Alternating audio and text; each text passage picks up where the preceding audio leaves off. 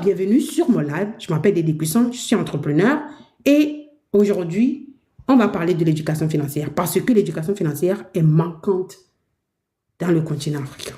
On ne nous a pas appris la notion d'argent. On croit que l'argent est le diable. Dans mes lives, mon but, c'est de vous éduquer financièrement. Et aujourd'hui, on va parler de l'éducation financière. On va parler d'un sujet très spécifique, ok? On va parler du rôle de l'inflation dans la construction de la richesse patrimoine, ok? Il y a deux différents types de richesse. La richesse tant que tu connais, et puis on a quelque chose qui s'appelle patrimoine, on va décortiquer ça ici, et on va voir un peu le rôle de l'inflation. On entend parler de l'inflation, mais on ne comprend pas exactement l'impact que ça a dans notre vie. Et dans ce live, je vais décortiquer ça. À la fin de ce live, on va comprendre ce que c'est vraiment la richesse, pas juste un chiffre sur votre compte. On va parler des 3 composantes de la richesse du patrimoine et pourquoi ignorer une seule peut ruiner ta vie financière. On va parler de comment l'inflation détruit silencieusement votre argent. Chaque année, lorsque vous laissez votre argent dans votre compte bancaire, on va parler du fait que pourquoi votre compte d'épargne vous fait perdre de l'argent malgré les intérêts que vous recevez sur ce compte.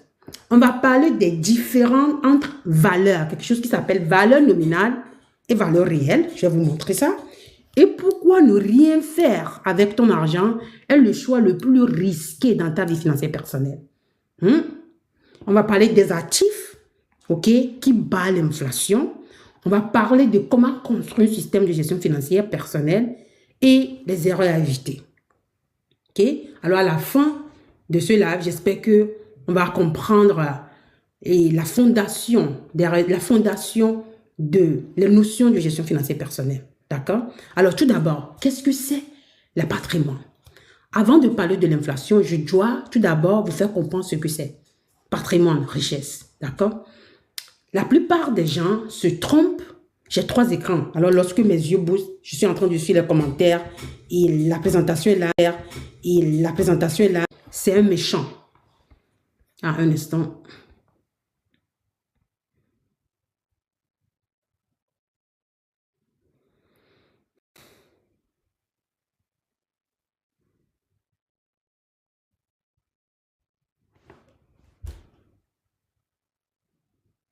Désolé.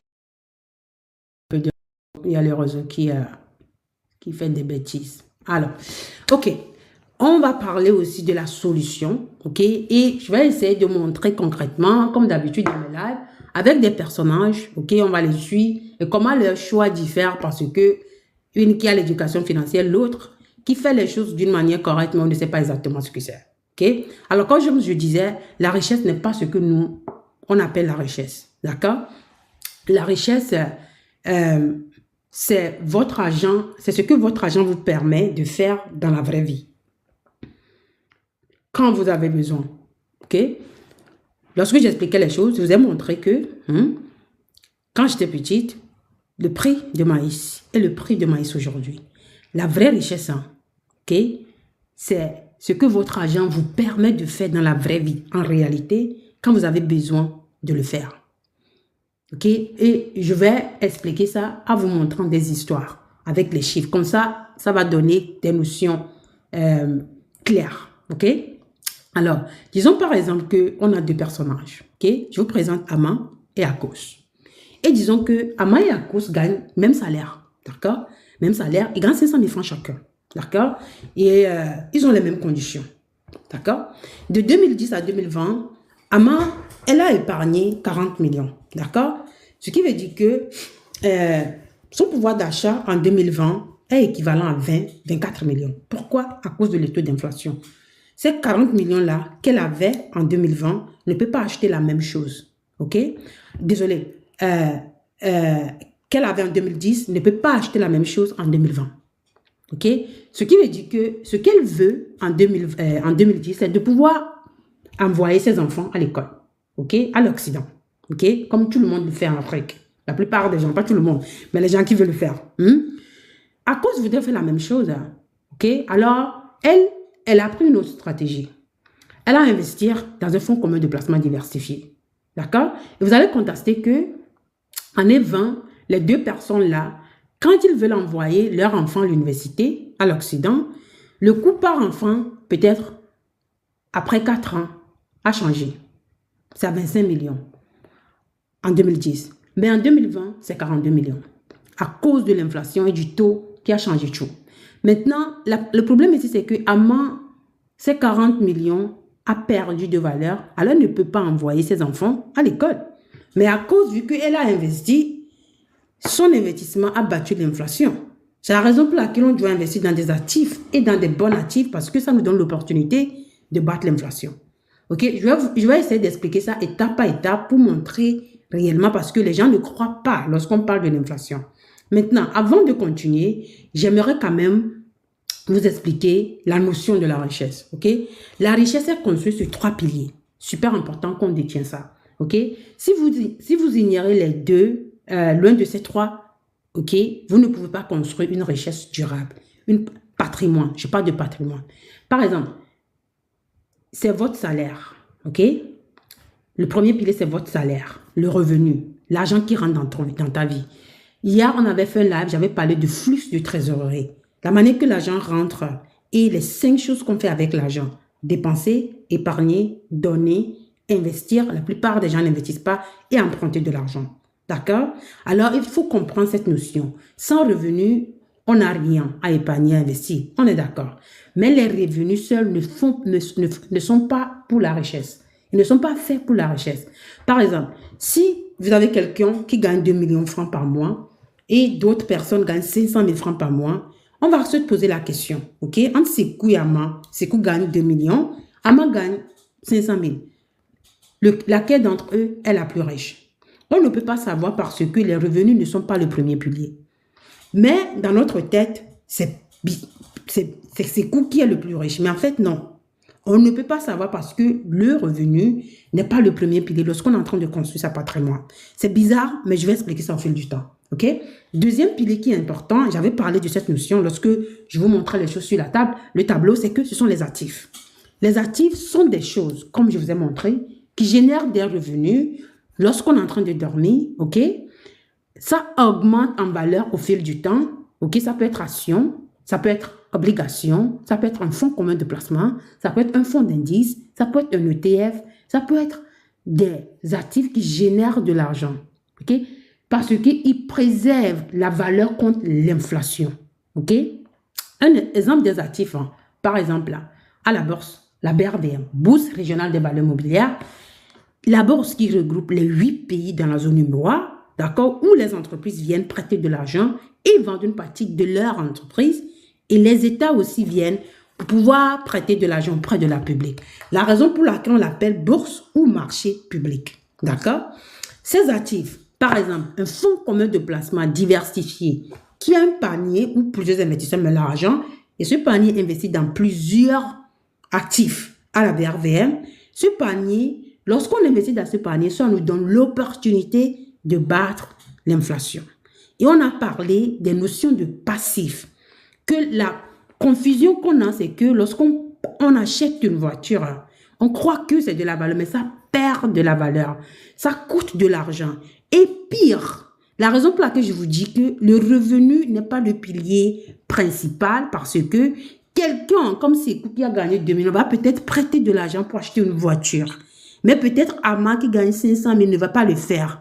Et lorsque tu prêtes de l'argent pour acheter quelque chose qui perd de valeur, comme la voiture ou la moto, peut-être que la voiture là ne travaille plus, mais tu continues à payer sur cette voiture ou sur cette moto. Ok? Là, il faut comprendre ces notions lorsqu'on veut construire une richesse, un patrimoine durable, générationnel, qu'on peut laisser à la génération suivante. Ok? Alors, ça, c'est super important. Troisième chose, hyper important, c'est le temps. C'est la raison pour laquelle je vous ai montré sur le tableau que la capitale humaine s'agit du fait que j'échange mon temps contre l'argent. Mais autant que je suis humain, je ne peux pas travailler 24 heures sur 24 heures. Lorsque je ne travaille plus, mon salaire s'arrête. Alors, en même temps, il y a l'inflation qui agit sur mon salaire.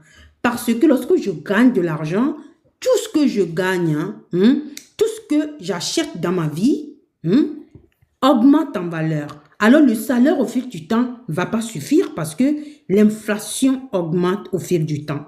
Alors, pourquoi le temps est mon allié? Le temps est mon ennemi, mais il est aussi mon ami. Si je ne fais rien, c'est ici que l'inflation entre en jeu. Mais si je fais quelque chose, le temps va travailler à ma faveur. On appelle ça l'ennemi de l'inflation. Ton ennemi, intérêt composé. Intérêt composé veut dire pratiquement que lorsque j'investis à la bourse, si on me donne un rendement de 10%, la première année, c'est 10% de mon capital. Deuxième année, ce n'est pas 10% de mon capital. C'est 10% du capital que j'ai gagné la première année. Ainsi de suite, ainsi de suite. Et au fil du temps, l'argent de ton agent génère de bébés et les bébés génèrent de bébés et ces bébés travaillent pour toi. Et lorsqu'on est là sur le long terme, ton capital devient explosif et c'est comme ça qu'on bat l'inflation. Alors, il faut comprendre ces trois piliers lorsqu'on est en train de construire la richesse. Parce que si on ne les comprenne pas, on va gaspiller toute ta vie. On croit qu'on est en train de travailler dur, mais enfin, on est en train de travailler contre le temps. Super important de comprendre la notion du temps lorsqu'on est en train de construire son patrimoine, sa richesse. OK? Maintenant, par exemple, je vais donner un exemple clair. OK? Disons par exemple, on a Sekou. C'est quoi un revenu de 2 millions? On va revenir sur la question que j'ai posée. Si Sekou gagne 2 millions, Amina gagne 500 000 francs, laquelle de ces personnes sont en fait riches? Comme je disais, ce n'est pas le revenu qui est le pilier principal. Et disons par exemple, Sekou dépense 100 000 francs par mois et après 10 ans, il a 15 millions en actifs. D'accord? Et Amina, elle a un revenu de 500 000 francs par mois, mais elle dépense 300 000 francs par mois. Elle épargne intensivement 200 000 francs par mois. Après 10 ans, elle a 30 millions. OK? Mais, comment l'appelle-t-on? Sekou, lui, il a fait autre chose. Amina a investi. Quand je dis épargner, elle a investi, mais Sekou n'a pas investi. Il a fait l'envers. Alors, le problème maintenant, la question maintenant devient, quelle est la personne la plus riche? C'est Amina. Même si Sekou gagne 4 fois plus qu'elle, elle a fait quelque chose d'extraordinaire avec son argent. Elle a laissé son argent travailler pour elle. Ça, c'est la formule du richesse. Le revenu avec le temps. Lorsque tu gagnes de l'argent, ce que tu fais avec cet argent-là. Pas juste le revenu, pas juste ce que vous épargnez, mais ce que vous gardez et ce que l'argent devient au fil du temps. Ça, c'est la richesse. Maintenant, pour pouvoir construire de la patrimoine durable, la richesse durable, il faut comprendre l'inflation. Et l'inflation, c'est seulement les gens qui ont l'éducation financière qui peuvent l'avoir. La majorité des gens ne comprennent pas la notion et l'impact que l'inflation a dans leur vie financière personnelle. L'inflation, c'est quand le prix augmente au fil du temps. Quand le prix augmente, la même somme d'argent achète moins de choses. Je vais me répéter. Quand le prix augmente chaque année dans notre vie financière, dans le monde, partout dans le monde est construit comme ça. La même somme d'argent achète moins de choses. C'est ce qu'on appelle la perte de pouvoir d'achat. Ce qui veut dire que tu ne peux pas acheter la même chose avec ce que tu avais. Alors, je vais exemplifier. Par exemple, si en 2015, le prix du sac du riz est à 15 000 francs, et en 2020, c'est à 20 000 francs, d'accord? Et en 2025, c'est à 25 000 francs, par exemple. Cela veut dire qu'en 2015, vous pouvez acheter 66 sacs de riz. Mais en 2020, vous pouvez acheter 50. Et en 2025, vous pouvez acheter 40. Même argent, 1 million. Mais 26 sacs de moins en 10 ans. Vous voyez, c'est 40% de nourriture au moins. C'est 45% de ce que vous pouvez acheter. L'argent n'a pas disparu dans votre compte bancaire ou dans sous le lit. Mais la valeur a disparu. OK? C'est ça l'inflation. L'inflation, ça ne prend pas ton argent comme tu le crois. Elle réduit ce que votre argent peut faire. Votre solde bancaire peut s'afficher 1 million ou 1 million et quelques, mais c'est 1 million faible qu'avant. Ça n'a pas le même pouvoir. Ça, c'est l'inflation. Et pourquoi c'est important lorsqu'on est en train de créer de la richesse? L'inflation n'arrive pas pour, comment on peut dire ça? L'inflation n'arrive pas tout à coup. OK? C'est ça qui est dangereux. Je vais essayer d'expliquer ça, cette notion, pour pouvoir planter une image dans votre tête. L'inflation se produit petit à petit chaque année. C'est ça qui la rend dangereuse. OK? L'inflation affecte tout ce que vous achetez. Nourriture, loyer, transport, école, assurance, santé. Chaque augmentation semble petite. La tête de l'être humain ne le conçoit pas comme un danger. Mais sur des années, elle devient écrasante. Parce que ça augmente. Si ça augmente 5% cette année, et vous payez déjà les 1050 là, l'année prochaine, ça augmente. Il y a 5% de ces 1050. Vous voyez? C'est la raison pour laquelle la notion d'inflation est super importante lorsqu'on est en train de comprendre comment construire son patrimoine. OK?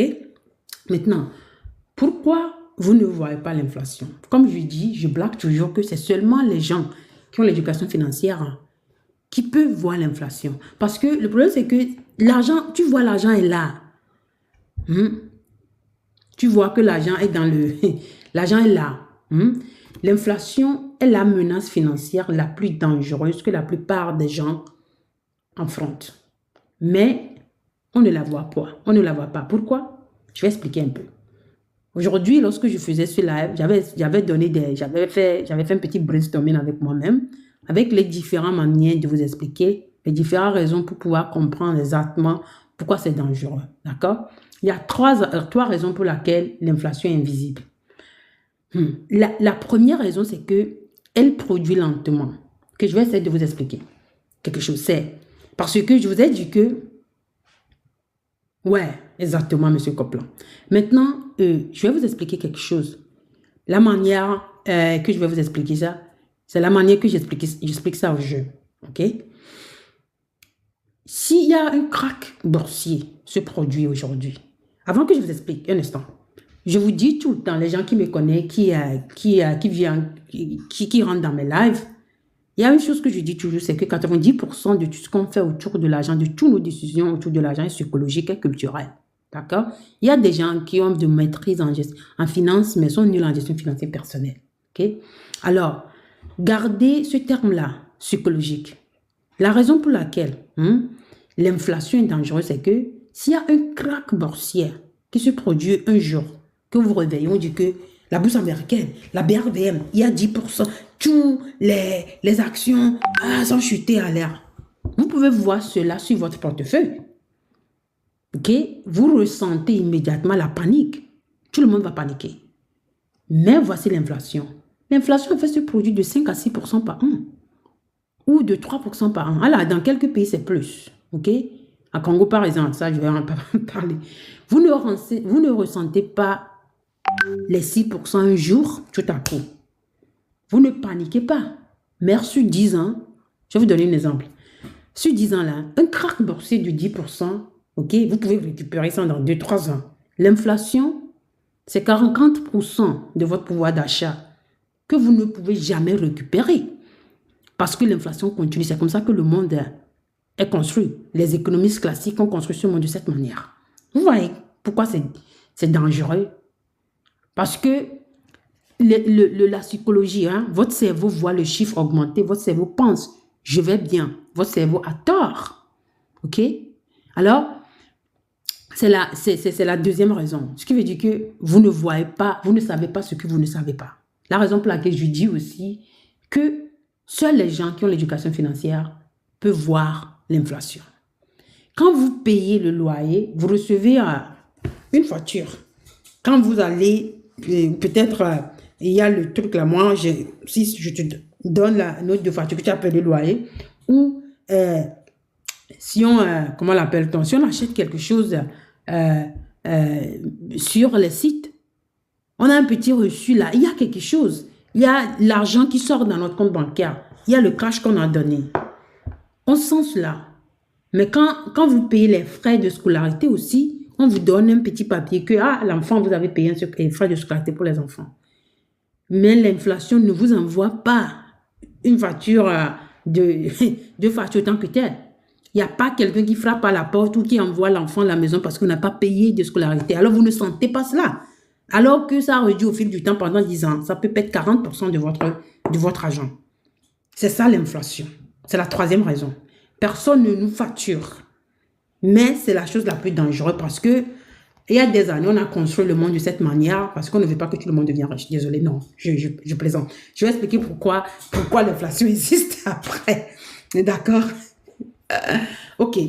La deuxième chose que j'ai fait, c'est que j'aimerais vous montrer la raison pour laquelle l'inflation est dangereuse d'une manière un peu dimanche. Monsieur Coupland, Monsieur Coupland, c'est trop. Maintenant, je vais essayer d'expliquer ça d'une manière et poser des questions en commentaire. Je réponds toutes les questions après. Il y a une histoire que je ne sais pas que vous connaissez. On appelle ça la grenouille dans l'eau bouillante. Ok? Je vais essayer d'expliquer ça. Ok? Vous avez peut-être entendu parler de cette histoire. Il y a deux expériences qu'on nous dit. C'est que si on met une grenouille dans l'eau bouillante, c'est comme nous. Si on te met dans l'eau bouillante, la grenouille va sauter. Parce que c'est bouillante. Elle ne reste pas dans le danger. La grenouille saute. Il n'est pas stupide. Mais, voici ce qui se passe. Si on met même grenouille, ok, dans l'eau froide, puis un peu chauffée lentement, elle ne saute pas. Elle va rester là, elle est cuite. La grenouille ne remarque pas la température qui monte parce que c'est graduel. Nous, les humains, on est la grenouille. Je suis désolée. L'inflation est l'eau qui chauffe lentement. Au moment où vous remarquez que ces cheveux vous sautez, c'est là que vous avez l'éducation financière. Mais la plupart du temps, au moment qu'on se rend compte, on a perdu 10 ans de construction. On a perdu 10 ans de construction de richesse. Mais le pire, c'est que on veut dire que j'ai perdu et puis je ne vais rien faire. Non, on va sauter. C'est ça l'inflation. J'ai essayé des différentes manières d'expliquer et c'est ce que je peux faire. Alors, ce qui veut dire que au moment où on remarque cela, on doit changer notre trajectoire financière. Ok? La raison pour laquelle c'est comme ça, parce que les humains, nous les humains, je reviens à la psychologie, on réagit aux menaces visibles, pas aux invisibles. C'est pourquoi les gens craignent les cracks boursiers, je vais perdre mon argent, c'est risqué, c'est visible, c'est soudain. Mais les gens ignorent l'inflation parce que c'est invisible, c'est lente, c'est mortel. Mais statistiquement, l'inflation détruit plus de richesses sur une vue que le krach boursier. C'est pourquoi l'éducation financière compte. Elle rend l'invisible visible. Vous voyez un peu. Alors, maintenant, pour pouvoir comprendre cette histoire d'inflation, il faut comprendre deux notions spécifiques. Je vais essayer d'enlever tous les jargons financiers, ok? Il faut comprendre un thème qui s'appelle valeur nominale, valeur réelle, ok? Maintenant, c'est important qu'on comprenne ces notions-là. Pourquoi? C'est le concept le plus important pour comprendre l'inflation. Il y a deux façons de mesurer l'argent. Il y a deux façons de mesurer l'argent, ok? C'est important. Et première, c'est valeur nominale. C'est le chiffre sur votre compte bancaire. C'est l'argent que vous avez dans le tuilerie, patati patata. Ça s'affiche 10 millions par exemple. C'est la valeur nominale, le chiffre. La valeur réelle, c'est ce que votre argent peut réellement acheter. Ça, c'est la valeur réelle. C'est ce que cet argent peut acheter dans la vraie vie. Vous voyez? Ça, alors, il faut savoir la différence valeur nominale et valeur réelle.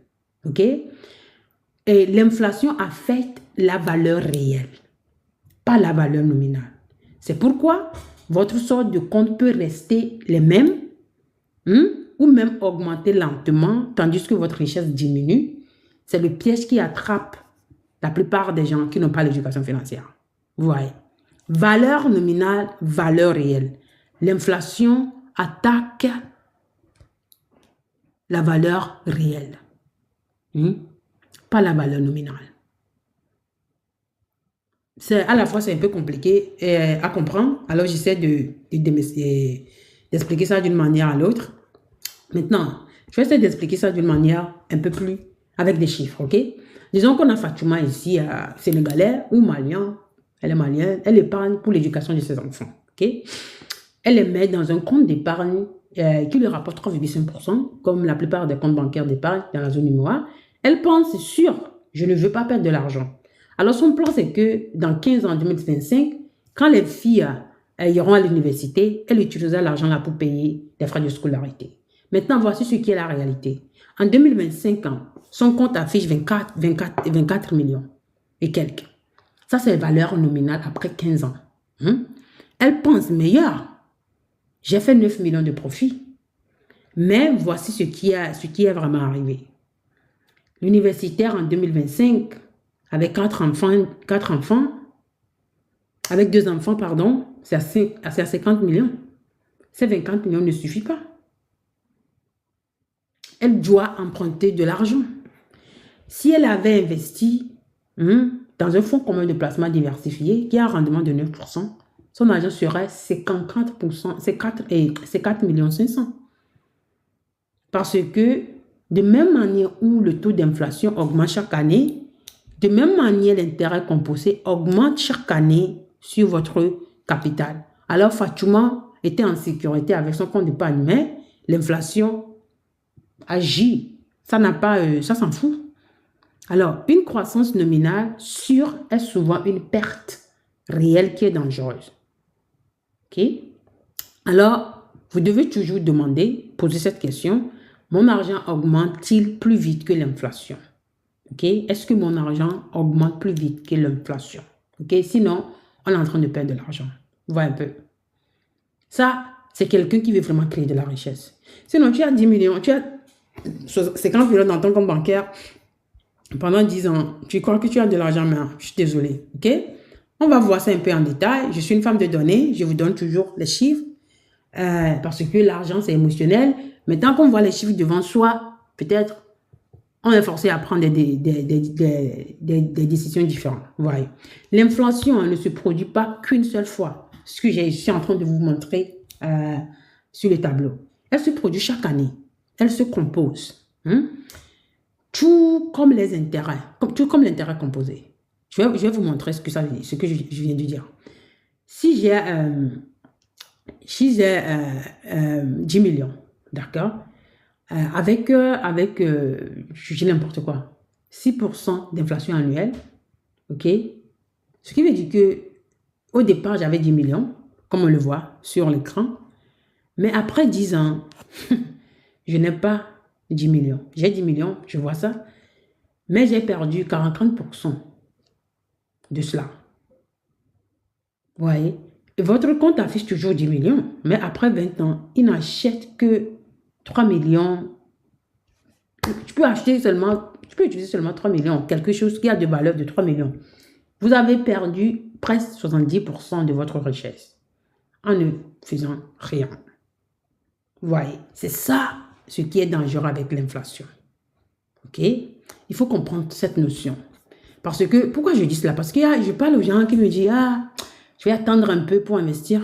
Et on ne sait pas ce qu'on ne sait pas. On ne sait pas ce qu'on ne sait pas. Je vais vous raconter l'histoire des deux.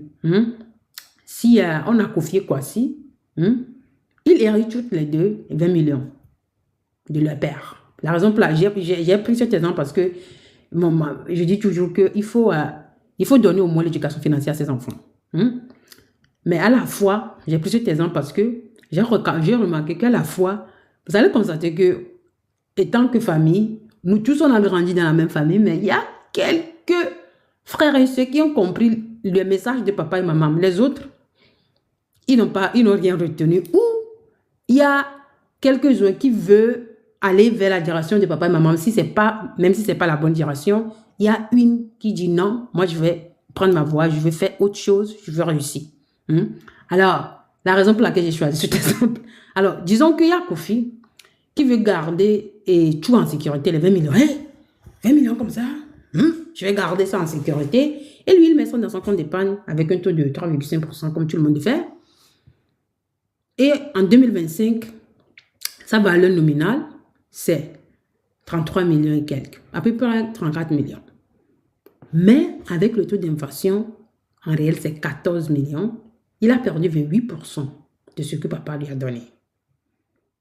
Vous voyez? Mais Kwasi, lui, il va d'abord se former, puis il a investi systématiquement. Il prend 6 mois pour apprendre comment la BRDM fonctionne, les fonds communs de placement, la diversification. Il a reçu d'éducation financière, il a mis en place un système, puis il a investi dans un fonds commun de placement diversifié. Même choix, même montant, mais ce sont des différents choix. D'accord? Et lui, après, même période, valeur nominale, c'est 33 millions et quelques. Il a fait 13 millions et quelques. Mais pouvoir d'achat réel, là, ajusté, ce qui veut dire que si on prend en compte l'inflation, disons que l'inflation à 6%, moi ici j'ai exagéré, j'ai pris l'inflation de 6%, valeur réelle, c'est 14 millions. Il a perdu 5 millions 700 en valeur réelle. Son choix sûr a détruit 20%. Kofi, ça c'est Kofi. Ok? Mais avec Kwasi, lui, il a gagné 78 millions. Ok? Il a gagné 52 millions plus de ce qu'il a hérité parce qu'il a investi dans quelque chose qui bat l'inflation. C'est ça la différence entre quelqu'un qui pas seulement est financièrement éduqué, mais qui a un système, qui comprend les choses, qui prend les bons choix. Ouais, maintenant, je dois vous expliquer cette notion super importante. Lorsqu'on investit, lorsqu'on est en train de construire sa patrimoine, parce que le sujet d'aujourd'hui, le rôle de l'inflation, lorsque je construis mon patrimoine, il faut comprendre rendement nominal. Je vous ai expliqué valeur nominale, valeur réelle. Il faut comprendre rendement nominal, rendement réel. OK? Parce qu'il y a des gens qui ne comprennent pas. Ces derniers temps, j'ai constaté cela. OK? Taux rendement nominal, si la banque annonce qu'il te donne 3,5%, c'est ça le rendement nominal. Ce qui veut dire que l'argent, on sait, le capital multiplié par les 3,5%. OK? Rendement réel, c'est ce qui compte vraiment. OK? OK? C'est après, comment est-ce que je peux expliquer ça? Le rendement nominal peut être positif. Le rendement réel peut être négatif à cause de l'inflation. Je ne sais pas si c'est clair. Dis-moi oui en commentaire si c'est clair. Je ne sais pas si tu as fait un boulot là pour expliquer. Je ne sais pas si tu as fait un bon boulot. Dis-moi oui en commentaire si on comprend ce que je viens de dire. Oui en commentaire avant que je continue. Comme ça, ce n'est pas flou. Oui en commentaire. Est-ce que ce que je viens de dire a de sens? Est-ce que ce que je viens de dire, rendement nominal versus rendement réel, est-ce que ça a de sens? Oui, en commentaire. Il n'y a personne? Je vous ai perdu. Si on dit non, vous pouvez aussi dire non. Comme ça, je vais reprendre. Vous dites non et je reprends. Vous dites oui, ça veut dire que vous comprenez. Est-ce que c'est clair? Sinon, je continue. Ok, bon, je continue. All right. Maintenant, j'aimerais vous donner quelques exemples de rendement réel. Ok? Tout juste pour essayer d'expliquer. Si votre compte d'épargne vous donne un rendement de 3,5%, mais le taux d'inflation est 6%, en fait, le rendement réel, c'est moins de 2,5%. Vous voyez un peu.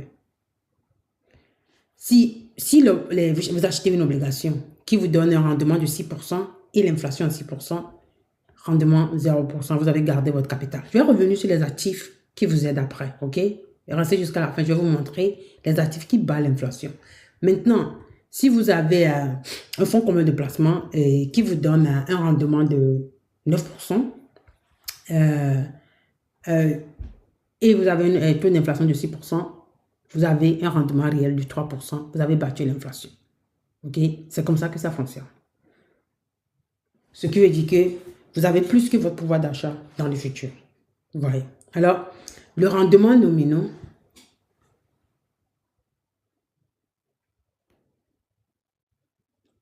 prêt bancaire et l'inflation. Ouais, je vais faire ça après. Ça, c'est une bonne question. Je note ça, ok, monsieur ou madame. C'est madame ou monsieur? Prêt et l'inflation. Et essayez de dire ça. Essayez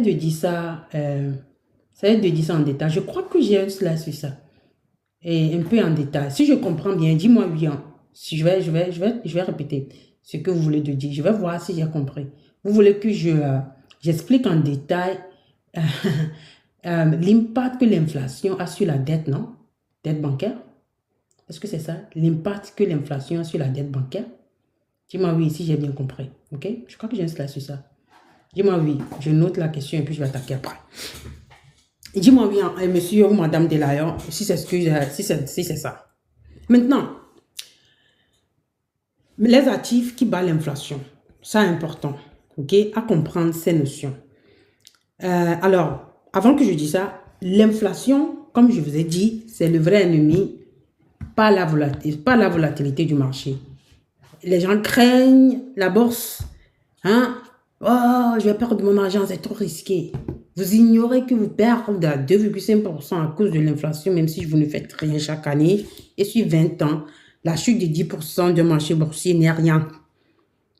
L'inflation est sûre, c'est garanti.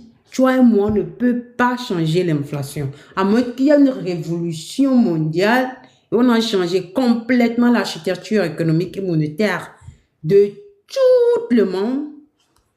Et puis l'inflation disparaît. Ça, c'est ça. Mais sinon, elle est là. Elle est là, on ne peut rien faire. Je suis désolée. Alors, maintenant, il y a de bonnes nouvelles. Il y a des actifs qui combattent l'inflation. Ok, on va les décortiquer. C'est plutôt M. Hervé, d'accord. Salut, M. Hervé. L'inflation est l'avantage du... Ok, cool, on va attaquer ça. Je crois que peut-être j'ai un slide sur ça, on va voir. Maintenant, actifs qui battent l'inflation. Ok. Si vous avez un compte d'épargne qui a un taux d'intérêt de 3,5%, même moi, ok, et l'argent liquide, d'accord, vous avez des voitures, ça, vous ne pouvez pas gagner de l'argent. Le compte d'épargne, 3,5%, ça ne bat pas l'inflation parce que la banque ne vous proposera jamais un taux plus que 3,5%. Je vais expliquer sur le tableau après. Maintenant, l'obligation d'État, lorsque vous achetez l'obligation d'État, la plupart des obligations d'État, c'est 6%. L'obligation d'État est là pour stabiliser votre argent, pour garder la même valeur de votre argent. D'accord? Maintenant, il y a les fonds communs de placement, les actions, mais pas les actions individuelles. C'est un peu risqué d'exposer son portefeuille à quelques entreprises. C'est pas comme ça qu'on crée de la richesse lorsqu'on commence à accumuler de la richesse. Alors, les fonds communs de placement, eux, ils battent l'inflation. Okay? Alors, ce sont les actifs qui nous aident à avoir un peu de clarté. Ces actifs donnent des rendements égaux à l'inflation, ce qui est les obligations, d'accord? Ce qui veut dire qu'un rendement de 6% en moyenne, 6% en moyenne, l'inflation est 6%, le rendement devient 0, ce qui veut dire que vous avez utilisé les obligations pour stabiliser votre revenu. C'est le but de l'obligation. Pas idéal pour faire croître la richesse sur le même temps, c'est pour stabiliser. Ok? Il y a aussi certains dépôts de court terme, c'est un compte bancaire où on vous oblige de bloquer votre compte sur un moment donné, une période donnée, pardon, et on vous donne un taux d'intérêt qui est plus que 3,%, de 4,5%, etc. D'accord? Ça ne bat plus l'inflation, non plus à la plupart du temps. Ok? C'est à utiliser seulement pour l'objectif à court terme. Lorsque vous avez besoin de votre argent de 1 à 3 ans, on ne met pas ça dans une bourse. On ne place pas dans une bourse. On le garde dans un compte bloqué ou un compte qui a un taux d'intérêt élevé. Je sais qu'il y a quelques Ghanéens qui me suivent, ma chaîne. On appelle ça High Yield Saving Account en anglais. Et on a aussi dépôt à court terme. D'accord? Il y a des différents comptes pour ça. OK? On ne met pas ça non plus dans un compte d'épargne. Il faut trouver une manière d'augmenter le taux d'intérêt un peu. Ils ne battent pas l'inflation, mais ils sont plus là pour stabiliser un peu. Maintenant, lorsqu'on a des actifs, fonds d'action ou fonds communs de placement d'actions, fonds d'indice d'action ou fonds communs de placement diversifiés avec des rendements de 8 à 12%. À la BRVM aujourd'hui, on a des fonds qui ont des rendements de 13% par exemple. Ça bat l'inflation. D'accord?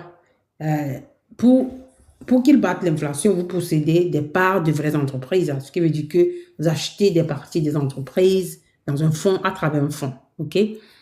Alors, c'est idéal pour pouvoir créer son patrimoine. C'est comme ça qu'on crée le patrimoine. D'accord? Maintenant, moi, je dis toujours que les fonds communs de placement ou les fonds d'indices diversifiés ou les ETF diversifiés sont nos meilleurs amis parce qu'ils investissent dans plusieurs actifs en même temps. Okay? Des actions, des obligations, bons de trésor, à la fois même dans des matières premières. Il y a énormément de différents produits d'actifs dans des fonds diversifiés que ça nous avantage à faire diversifier nos portefeuilles. Même aussi fonds communs de placement actions parce que c'est à travers plusieurs entreprises. Alors, le risque est balancé et c'est géré par des experts agréés. Okay? Sont idéales pour la construction du patrimoine sur le long terme. Retraite, créer de la richesse au long terme, laisser quelque chose à mes enfants. Ok? Maintenant, un petit tableau récapitulatif ici. Comme je l'ai dit, argent à la maison, désolé, vous allez perdre 6% chaque année. Ça ne vous donne rien. Rien du tout. Compte d'épargne, 3,5% sur le taux d'inflation à 3,5%, ce qui n'est pas parce que la banque ne te propose pas un taux d'intérêt qui est moins que l'inflation. Je vais expliquer ça après. L'obligation, ça équilibre votre portefeuille et actions, les fonds, etc. Eux, ça augmente votre portefeuille. C'est ça qui crée de la richesse. Ok? Maintenant, il y a deux chemins à prendre. Soit on arrive, comment l'appelle-t-on?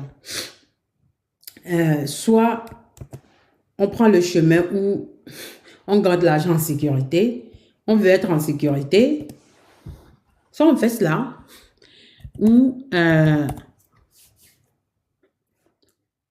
on prend un autre chemin. On prend un autre chemin et on essaie de construire la richesse avec discipline. Parce que si on ne fait rien, ce qui est sûr, c'est qu'on va perdre de l'argent. Ça, c'est sûr. Alors, super important d'avoir l'éducation financière pour pouvoir comprendre ces notions. OK? Alright. Je vais essayer un instant, mes 3 écrans là. Maintenant, ce qui est très important, c'est que on agit, mais qu'on agit, qu'on ne fait pas des choses de bêtises. Je suis désolée avec mes langues. Mais il faut l'éducation financière. Il faut un système autour de soi. Et il ne faut pas dire, ah, je vais faire ça dans 1 an, je vais faire ça dans 2 ans. Le temps file. Tant que tu es là bloqué, tu vas continuer à perdre de l'argent. Vous voyez un peu. Donc, c'est très important de réagir. All right. Alors, j'aimerais vous parler un peu de mon programme Mission Million. Et je vais prendre les questions après. J'ai noté 2 questions déjà. L'inflation. Est-ce que c'est l'avantage du porteur? Ok. Bon. Bienvenue sur Mission Million. C'est un programme d'éducation financière. Mon objectif personnel, c'est de pouvoir éduquer 1 million de personnes pendant 5 ans financièrement et les mobiliser, les donner ce qu'il faut, l'éducation financière. Les 2 chemins. OK. Bon, je vais revenir sur ça. OK. Il y a 2 chemins. Il y a 2 types de personnes dans la vie. Et en fait, il y a 3 personnes. J'avais fait un live sur ça. Mais ici, je vais parler de 2 chemins concrets. Il y a le chemin qu'on garde son argent en sécurité. Parce que, comment est-ce que je peux expliquer ça? C'est psychologique. On garde l'argent, on croit qu'on est sécurisé parce qu'on n'utilise pas l'argent, on voit l'argent. Mais si on a mis ça l'argent dans un compte bancaire, on voit que les 3,5% ajoutent chaque année. On regarde son solde et il y a une illusion qui s'accroître. Mais au fil du temps, après 20 ans, si le taux d'inflation est 6% chaque année, vous avez perdu du 3 à 40% de votre argent à cause de l'inflation. Ça, ce n'est pas quelque chose qu'on peut changer, nous, les êtres humains. C'est comme ça. C'est un fait, c'est le fait. L'autre chemin, c'est que vous construisez, vous savez comment, vous comprenez le flux de votre trésorerie. Un instant, je vais essayer d'expliquer ça.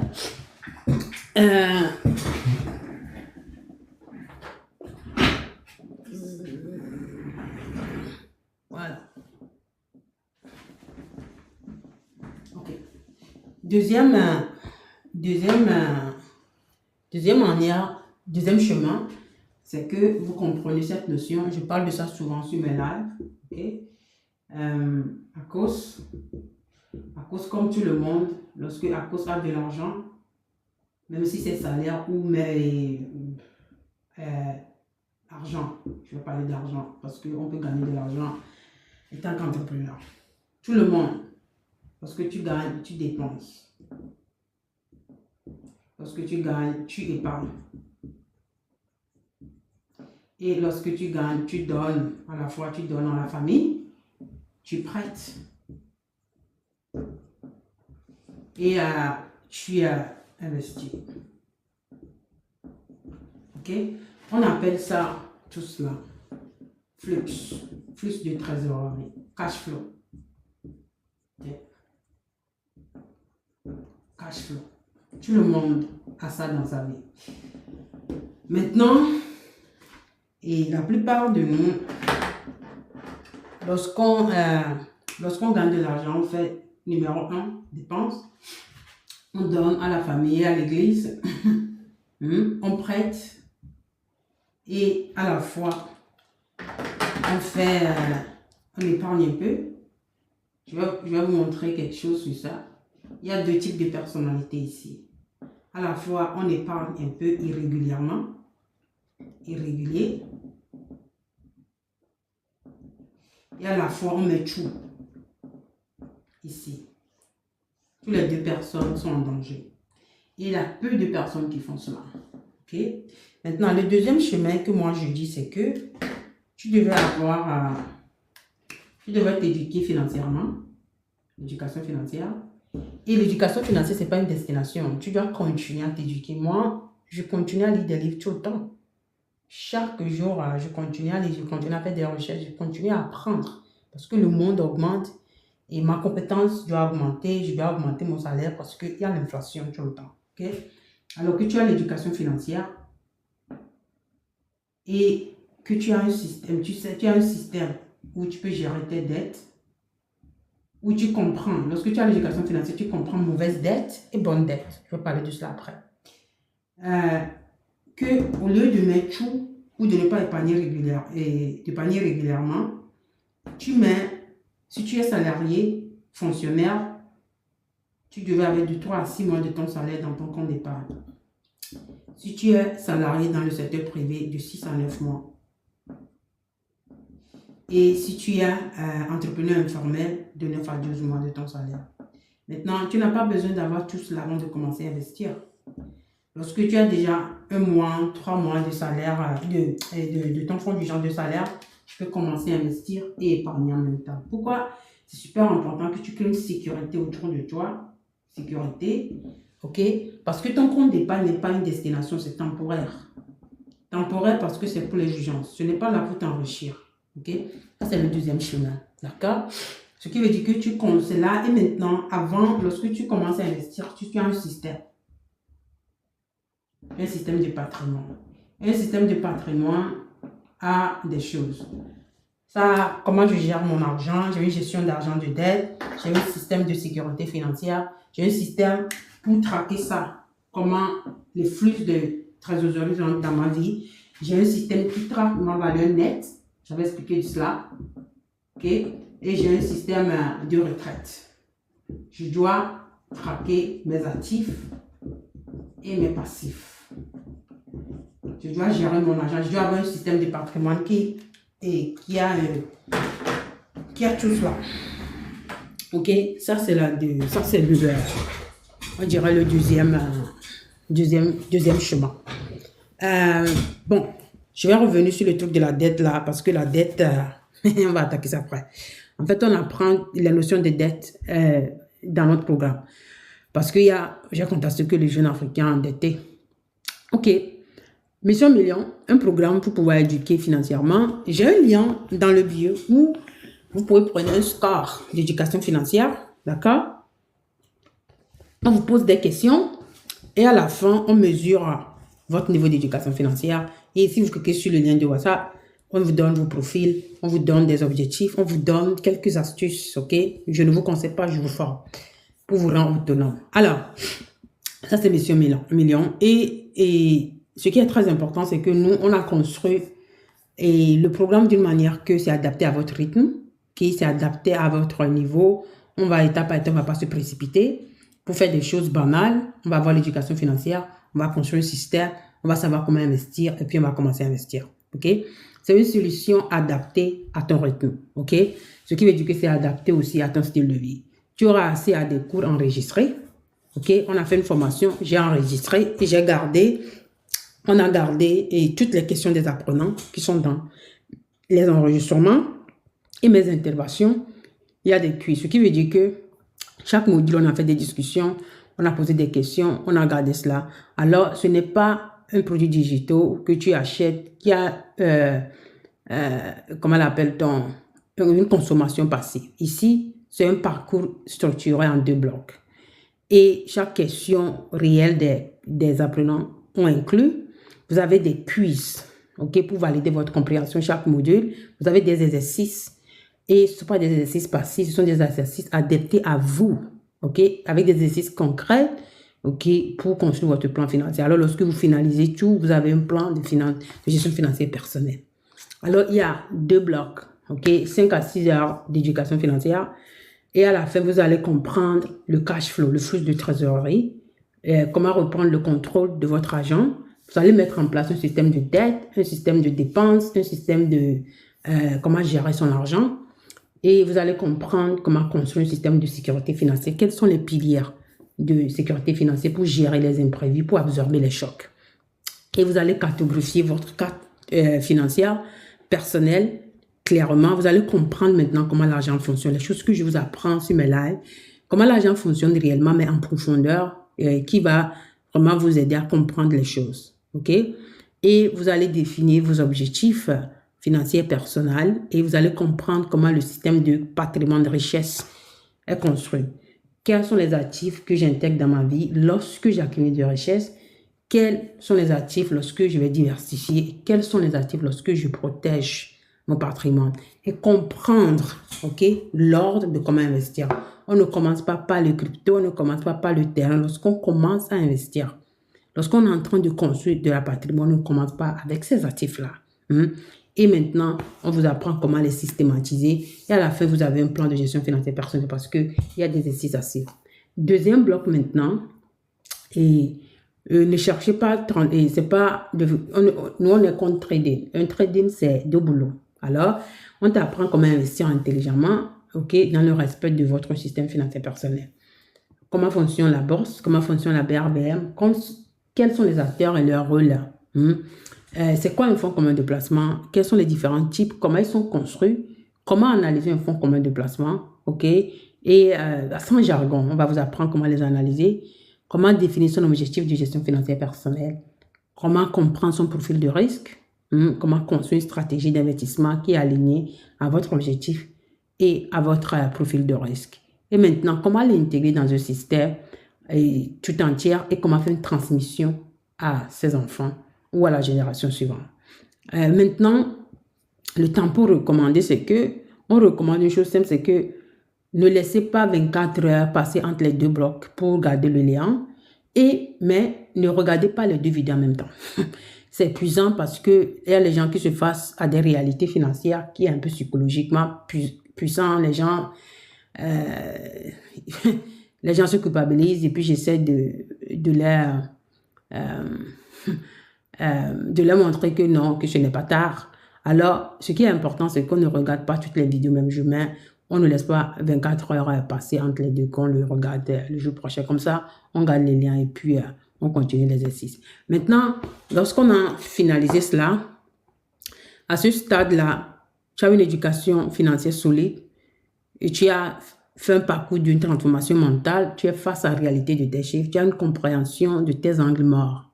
Tu comprends ton profil de risque. Tu as une clarté financière parce que tu comprends maintenant comment l'argent fonctionne. Tu as mis en place une stratégie. Tu as un plan. Okay? Tu as fait un système sur les e-books qu'on t'a donné. Tu sais lire et comprendre les fonds communs de placement. Maintenant, on fait deuxième masterclass. Okay? On te donne accès à un système de patrimoine.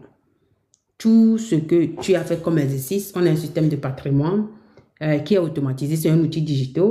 Tu mets ta date et comment on appelle ton salaire, tes informations automatiquement. On te montre combien tu devais épargner, comment tu devais budgétiser. Tu peux traquer ton argent, etc. Parce qu'il faut comprendre avant de systématiser. D'accord? Et après cela, maintenant, on t'expose à des SGO pour pouvoir faire de bons choix. Et en dernier masterclass, on t'apprend comment allouer ton portefeuille à base de ton âge, ton profil de risque et ton objectif. Alors ça, c'est les 2 blocs. Alors, le bloc 1, ça c'est 25 000 et ça vient avec un outil de budgétisation automatisé. D'accord? Bloc 2, et offre standard, c'est 3 mois d'accompagnement. Tout ce que je viens d'expliquer dans le bloc standard. D'accord? Et puis, tu as un système de patrimoine avancé. Et maintenant, on a offre premium qui est 150 000. 3 mois d'accompagnement, mais il y a 4 choses différentes. Ça, tout ce qui est standard, mais on fait une analyse complète de ta vie financière personnelle. Je fais 1 heure de coaching, session de coaching avec toi, en train de te former, guider.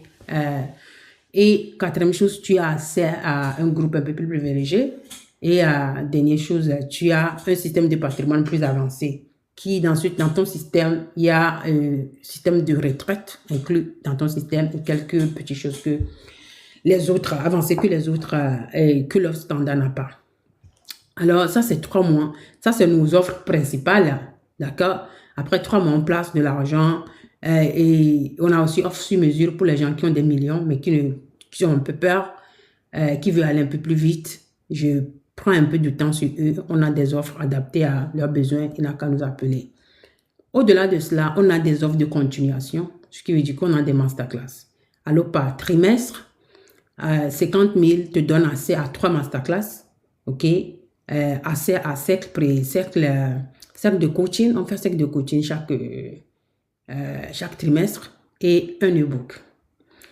Si tu prends plan de 100 000 francs pour les 3 trimestres, il y a 3 masterclass, tu as aussi accès à cercle de premium avancé et tu as 2 e-books de gestion financière personnelle chaque 3 mois.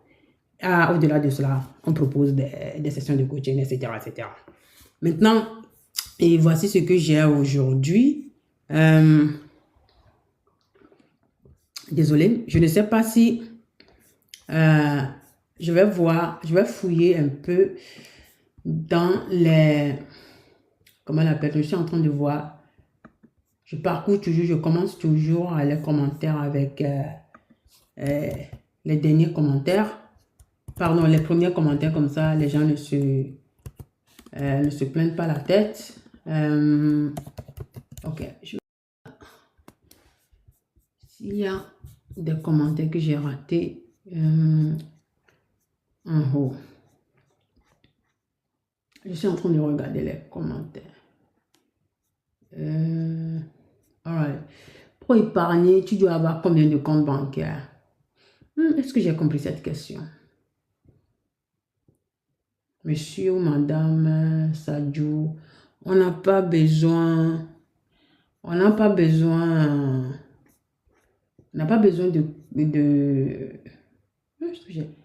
on a plus seulement besoin d'un compte pour épargner. Ok, je vais essayer d'expliquer ça la manière que je l'ai compris. Tout d'abord, votre compte d'épargne, c'est pour 2 choses. C'est pour les fonds d'urgence. Les fonds d'urgence, c'est ce que vous avez dans votre compte pour pouvoir gérer les chocs. Ok, vous êtes malade, moto tombe à panne, etc. C'est le fonds d'urgence. Et il y a aussi, vous devez aussi épargner pour les fonds des imprévus. Ok, fonds des imprévus, c'est les dépenses à prévenir. Les frais de scolarité, assurance auto, des choses qui viennent peut-être 1 fois, 2 fois par an. Ça, ce sont des fonds de prévoyance. Moi, je recommande lorsque je coach les gens de les séparer dans 2 comptes d'épargne. C'est pareil. Là, tu as ton compte d'épargne pour les fonds d'urgence, puis tu as ton compte de prévoyance. D'accord? Maintenant, si on est marié, je sais que la femme africaine ne peut pas partager son salaire avec son homme. Moi, je ne crois pas à ça. Moi, je le fais. Je partage avec mon mari. Là, moi, j'ai mon compte d'épargne séparé à moi. Et puis, on a 2 comptes d'épargne ensemble. Et lui aussi, là, son compte d'épargne séparé. D'accord? Mais il y a un flux automatisé qui sort l'argent. Ce qui est très important lorsqu'on a un compte d'épargne, c'est que lorsqu'on reçoit l'argent dans son compte courant, le compte courant, c'est pour gérer les dépenses, qu'on automatise un flux vers le compte d'épargne pour gérer, pour automatiser les flux vers les comptes d'épargne. OK? All right. On va continuer à voir s'il y a autre question. Si tu as 10 millions dans un fonds commun de placement, Ah, ok. Euh, Ça dépend si vous n'avez pas de dette. Si vous avez 10 millions, 10 millions dans un fonds commun de placement, c'est un actif. La maison valent 100 millions, c'est un actif. Valeur nette, c'est 110 millions. Maintenant vient la question. C'est une bonne chose de mettre 100 millions dans une maison, mais ça, c'est une autre question complètement entière, mais je comprends. Si on a la dette, il faut enlever la dette. OK? Si la dette est inclue, si la personne est endettée, il faut enlever la dette. Mais s'il n'y a pas de dette, là, la valeur nette, c'est 110 millions. Parce que ta valeur nette, c'est tout ce que tu possèdes, mais tout ce que tu dois. Ce qui veut dire que tu les dettes, tu les passifs. OK? Moi, il y a les gens qui comptent leur voiture. Moi, je ne compte pas la voiture lorsque je calcule ma valeur nette parce que le truc perd en valeur. Alors, pourquoi toujours psychologiquement, je me dis que l'argent l'a déjà perdu. Alors, ne les compte pas. Ton terrain prend de la valeur avec le temps. Ne bat-il pas l'inflation? Ah, ça c'est, j'avais fait des lives sur ça. Je vais essayer d'expliquer ça d'une manière à l'autre. La manière que l'immobilier est un actif puissant si on le fait bien. Moi, j'ai fait l'immobilier. L'immobilier est un actif très puissant lorsqu'on le fait bien. J'avais fait quelques erreurs. Il y a toujours quelques erreurs à corriger. Mais la manière que nous on fait l'immobilier en Afrique, c'est dangereux. Tout d'abord, on achète le terrain. Tout d'abord, on prête de l'argent pour acheter le terrain. Ça, c'est horrible. Parce qu'en gestion financière personnelle, on appelle quelque chose coût d'opportunité. J'avais parlé de cela hier, je crois, ou avant-hier. Maintenant, soit on prête de l'argent, soit on épargne des années. Dans un compte d'épargne, on a déjà perdu le pouvoir d'achat. Voilà un peu. On ne sait pas ce qu'on ne sait pas. Comment est-ce que je vais expliquer ça? Si on a épargné des années dans un compte d'épargne, dans un compte courant, et puis on a pris l'argent là, on a acheté un terrain, et puis le terrain là, des années, et puis on a construit sur ce terrain-là. En réalité, est-ce qu'on a gagné de l'argent? Il faut penser à la maintenance, les impôts, etc., etc. Mais si on a utilisé, bon, je ne peux pas dire ça en live, mais il y a des choses que je ne peux pas dire sur les lives. Mais il y a une manière de faire l'immobilier qui te donne le pouvoir financier. Nous, les Africains, on ne fait pas ça. On construit, on laisse le terrain, puis on construit des années après, et on ne comprend même pas la notion de, comment l'appelle-t-on, de maintenance. Parce qu'on doit maintenir la maison si on veut continuer à retenir la valeur de la maison. Vous voyez un peu, monsieur Degla. Il y a une manière de faire l'immobilier. Il y a des secrets autour de l'immobilier. Le problème, c'est que nous, on ne fait pas bien l'immobilier. Et alors, si quelqu'un épargne des années dans son compte courant, la plupart des gens le font dans son compte d'épargne, déjà, il a perdu énormément de choses. Disons que tu as épargné 10 ans. Si le taux d'inflation est 4%, 5%, tu as perdu 50% de la valeur de cet argent-là. Puis tu as acheté un terrain. Tu vois un peu? Je ne sais pas comment expliquer. Comme je le dis, c'est les lunettes d'éducation financière qui analysent des choses comme ça. Et en réalité, on se dit qu'on a gagné de l'argent. Mais en réalité, lorsqu'on fait les calculs financiers, est-ce qu'on a gagné de l'argent? Mais oui, l'immobilier est un actif puissant, bien sûr. On peut créer de la richesse sur ça, mais on ne commence pas l'immobilier. Lorsqu'on commence à accumuler de richesse, on ne commence pas l'immobilier parce que l'immobilier, il faut beaucoup de capital pour pouvoir commencer à le faire. Vous voyez? Mais alors que si on veut investir à la bourse, tout le monde peut le faire. Avec l'éducation financière, tu peux le faire. Parce que tu n'as pas besoin d'énormément de montants, de sommes pour pouvoir commencer à le faire. Alors que acheter un terrain, c'est lourd. Et lorsque tu le fais, tu bloques ton argent, tu bloques le flux de trésorerie dans ta vie. Tu bloques la circulation de l'argent. Tu vois un peu. C'est ça le truc, la manière que nous on fait l'immobilier en Afrique. Alors, j'espère que j'ai quand même répondu à la question. Maintenant, on va voir. Un instant, je vais voir. Il y a un truc là, TikTok qui me dit des choses bizarres. Je vais... Voilà.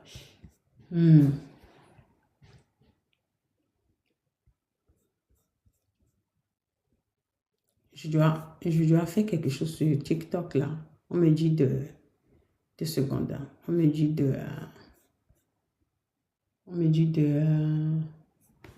qu'est-ce que je dois faire là? Ok. Un instant, 2 secondes.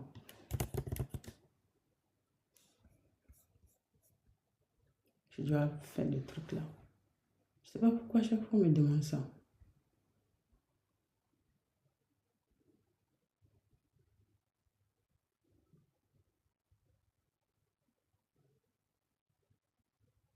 Alright. Je crois que c'est bon. Est-ce qu'il y a autre question? Au Burkina Faso, en tout le cas, le terrain bat l'inflation, sinon que c'est même loin des meilleurs. Moi, je ne discute pas des choses comme ça avec les gens. Je laisse croire. J'ai déjà répondu. J'ai déjà répondu. Je ne peux pas changer quelque chose qu'on a pris 100 ans à nous apprendre. C'est impossible. C'est même ça pas mon but. Mon but, c'est tout juste d'éduquer quelqu'un. Si quelqu'un est ouvert d'avoir l'éducation financière, lui, il va découvrir des choses comme ça. Et lui-même. C'est ça le but. Mais de convaincre quelqu'un sur les lives, c'est jamais mon but. Ça, en fait, c'est d'éduquer. All right. Est-ce qu'il y a... Mais pourquoi je suis revenue en bas là? Je devais déjà te passer. Ok. Peut-être non. Je continue. Tu vois l'argent, mais tu ne comprends pas comment. Ouais. All right. Prête et inflation. Ouf là là. Ok. Je vais essayer de trouver un moyen d'expliquer ça d'une manière, parce qu'il y a des choses que je ne peux pas dire dans mes lives, parce que sinon les gens vont partir faire des choses bizarres. Mais l'inflation agit sur les dettes, ok? L'inflation agit positivement et négativement sur les dettes, ok? Dans ce live aujourd'hui, j'avais enlevé énormément de parties dans ce live. Il y avait une partie où j'aimerais parler de les différents types d'inflation. D'accord? Et il y a des différents types d'inflation. Et j'aimerais parler de qu'est-ce qui agit sur l'inflation. D'accord? Et l'une des choses qui était sur la liste aussi, la dette et l'inflation. Mais je ne peux pas attaquer tout cela dans un live, ça devient un peu compliqué. La raison pour laquelle j'avais coupé un peu. Mais oui, je crois que je vais faire là sur ça. Parce que lorsque tu prêtes de l'argent à la banque, il y a des choses qui agissent. Ok? Lorsque l'inflation... tout d'abord, je dois vous expliquer ce qui agit sur l'inflation. Un instant. Je vais essayer d'expliquer...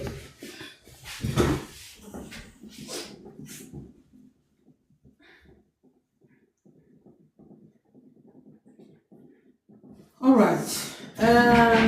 Ok.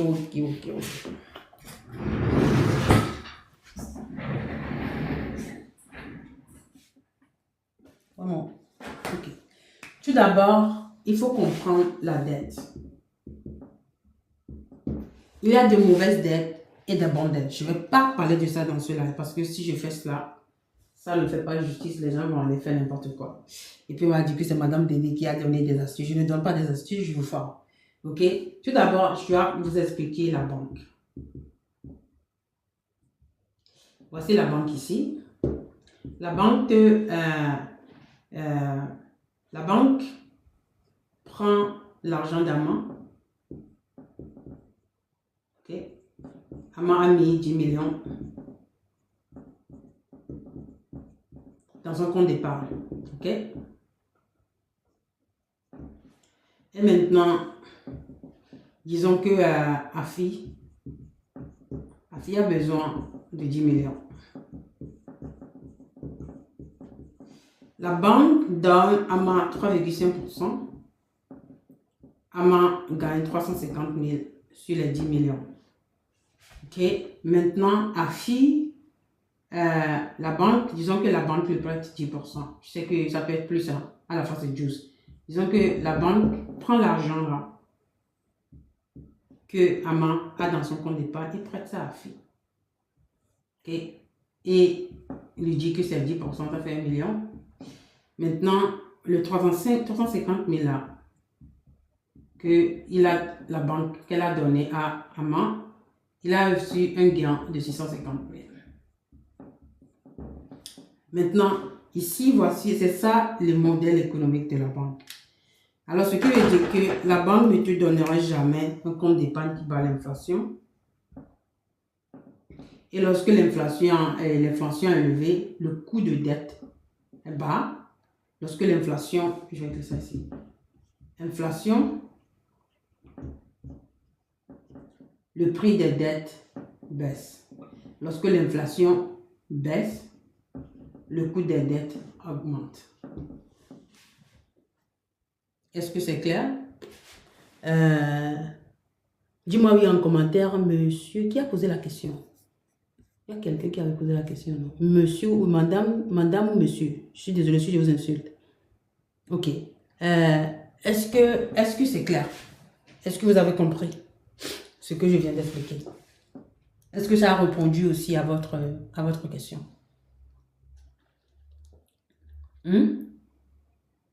Lorsque l'inflation augmente et on dit normalement que la dette devient moins chère. Ok, lorsque l'inflation baisse, la dette devient plus chère. Je vais faire live sur ça parce que ça change l'habitude, ça change la manière que les banques se comportent. Parce que lorsque l'inflation, comme ça, les banques ne gagnent pas beaucoup sur les dettes. Lorsque l'inflation... Le monde est bizarre, non? Le monde est bizarre. Ouais, mais tout ça, je vais rien dire. Je vais rien dire. Lorsque c'est bon pour nous, c'est mauvais pour quelqu'un d'autre. Alors, lorsque l'inflation se stabilise ou baisse, hein, la banque, comment je peux dire ça? La dette est chère. Je vais l'écrire. L'inflation en haut, ok, dette moins chère. Ok, inflation en bas, dette plus chère. Normalement. Monsieur Delayo, est-ce que vous avez compris? Ah, si vous avez écrit oui. C'est vous qui avez écrit oui. Ok, cool. Maintenant, bon. Maintenant, c'est alright. La raison pour laquelle je dis qu'il y a des mauvaises dettes, il y a l'une des petites raisons. Pas tout, c'est l'une des petites raisons. Il y a des mauvaises dettes, il y a des bonnes dettes, il y a des moments spécifiques dans votre vie. On ne devait pas prendre de dette. On devait savoir les différents types de dettes. Est-ce que cette dette est bonne pour moi? Si on a des dettes au-delà de 8%, il faut débarrasser de cette dette avant de commencer à investir. Parce qu'une dette qui est de 8%, ça avale tout ce que tu construis. Alors, il faut débarrasser de ça au plus tôt vite possible avant de commencer à investir. Bon, il y a énormément de choses qui agissent sur la dette, les taux d'intérêt, etc., etc. Alright, je vais faire la conclusion. Aujourd'hui, la va durer, les gens quittent. Alors, on va clôturer. Et il y a 900 et quelques personnes qui sont en train de regarder le live de l'Esther. Je ne sais pas pourquoi il n'a pas tapoté pour entrer. C'est chiant. Maintenant, on a parlé de la construction de patrimoine aujourd'hui. Patrimoine richesse. D'accord? Que lorsqu'on est en train de construire son patrimoine, qui a 3 piliers, trois piliers. Ça se repose sur 3 piliers. Revenus. Alors, c'est super important de comprendre que ce n'est pas les revenus qui vous rendent vraiment riche. C'est ce qu'on fait avec les revenus. La manière qu'on utilise ça, lorsque le flux d'argent rentre dans notre vie, la manière que ça circule. D'accord? On a parlé du deuxième pilier, qu'on doit comprendre la notion d'actif et de passif. Actif, tout ce qui amène de l'argent dans notre compte, dans notre poche lorsqu'on dort. Ok? Sans que nous, on a besoin d'échanger le temps contre l'argent. Et le passif, c'est tout ce qui sort de l'argent. Et ce qui est très important, qu'on n'utilise pas des dettes pour acheter des choses qui perdent de valeur. C'est ça la différence entre le riche et le pauvre. Le riche utilise peut-être la dette pour acheter quelque chose qui lui génère des actifs. Mais le pauvre utilise la dette pour acheter des choses qui déprécient en valeur. Vous voyez. La troisième notion, on avait parlé du temps, que le temps qui peut être votre ennemi ou votre allié lorsque vous êtes en train de construire du patrimoine à cause de l'inflation qui agit silencieusement dans votre vie. Et peut être votre ami si vous investissez dans des actifs parce que à cause de l'intérêt composé qui compose votre rendement au fil du temps. Et lorsque vous continuez à investir au fil du temps, ça devient explosif. C'est là qu'on construit la vraie richesse dans le patrimoine. Et on a parlé des notions de valeur nominale et valeur réelle. D'accord? Et c'est très important qu'on comprenne cette notion parce que le chiffre qu'on a, la valeur nominale, c'est ce que vous voyez, mais les valeurs réelles, c'est ce que l'argent là peut acheter. Ce qui veut dire que les 10 millions que vous avez aujourd'hui, si le taux d'inflation continue dans la vitesse de 5% ou 6%, dans quelques années, dans 10 ans, vous avez perdu 44% de la valeur de cet argent-là. Vous voyez un peu. Alors, super important de comprendre cette notion parce que lorsqu'on comprend ces notions, on est conscient parce que chaque jour qui se passe et on délaie nos actions, chaque jour sans inaction, on est en train de perdre de l'argent. Même si on ne le voit pas silencieusement, on est en train de perdre de l'argent. On a parlé maintenant des actifs qui battent l'inflation. Et là, je vous ai montré que l'argent là que vous avez sous le lit là, ça perd de valeur littéralement. Il ne faut pas faire ça. Et vous allez constater que l'argent est dans le compte bancaire, ne fait ça pas, ne bat pas l'inflation. L'obligation stabilise votre argent et les actions, les fonds communs de placement, les véhicules comme les fonds d'indice, ça vous donne l'opportunité de battre l'inflation. Alors, ce sont les actifs qui vous donnent l'opportunité de battre l'inflation. Alors, c'est de ça qu'on a parlé aujourd'hui.